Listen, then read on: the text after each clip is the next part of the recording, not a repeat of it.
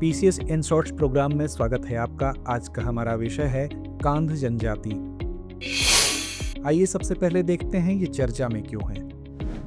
ओडिशा के कंधमाल जिले की कांध या कोंध जनजाति की महिलाओं में चेहरे पर टैटू गुदवाने की परंपरा धीरे धीरे लुप्त होती जा रही है, जो एक ओर अतीत के आघात को और दूसरी ओर वर्तमान के सशक्तिकरण को दर्शाती है।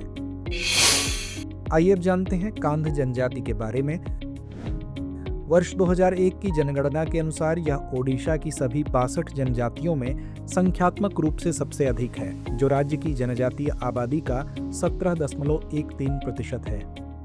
वे कुई या कुवी द्रविड़ भाषाएं बोलते हैं और स्वयं को द्रविड़ मूल की कुई या कुवी भाषाओं में कुई लोको, कुई एंजू या कुइंगा कहते हैं। एकल परिवार सामान्य है और संयुक्त परिवार बहुत कम पाए जाते हैं। उनकी आबादी मुख्य रूप से दक्षिण और मध्य ओडिशा में, विशेषकर कंधमाल, रायगढ़, कोरापुट और कालाहांडी जिलों में केंद्रित है। कांध समुदायों में कुटिया कांध और डोंगरिया कांध को विशेष रूप से कमजोर जनजातीय समूह यानी पीवीटीजी के रूप में मान्यता प्राप्त है।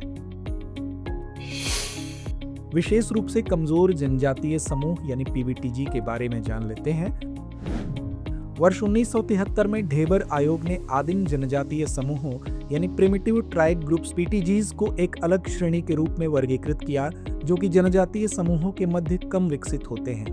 वर्ष 2006 में भारत सरकार द्वारा पीटीजीज का नाम परिवर्तित कर पीवीटीजीज कर दिया गया। वर्ष 1975 में भारत सरकार द्वारा पीवीटीजीज नाम एक अलग श्रेणी के रूप में सबसे कमजोर आदिवासी समूहों की पहचान की गई, जिसमें ऐसे 52 समूहों को शामिल किया गया।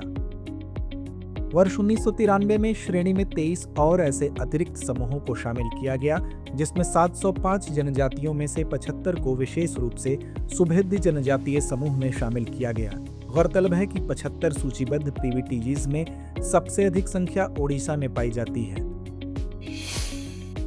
आइए अंत में नोट करते हैं आज का अभ्यास प्रश्न। कांध जनजाति के संदर्भ में निम्नलिखित कथनों पर विचार कीजिए। पहला, यह जनजाति मुख्यतः ओडिशा राज्य में पाई जाती है। दूसरा, इसके कुटिया कांध और डोंगरिया कांध समुदायों को विशेष रूप से कमजोर जनजातीय समूह के रूप में मान्यता प्राप्त है। उपर्युक्त में से कौन सा या कौन से कथन सही है या है?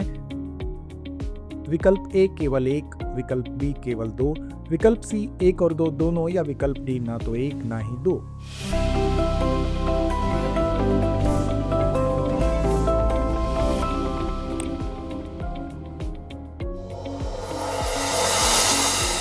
डियर व्यूअर्स, अपने एग्जाम की तैयारी को और बेहतर करने के लिए हमारे चैनल को लाइक, शेयर और सब्सक्राइब करना न भूलें।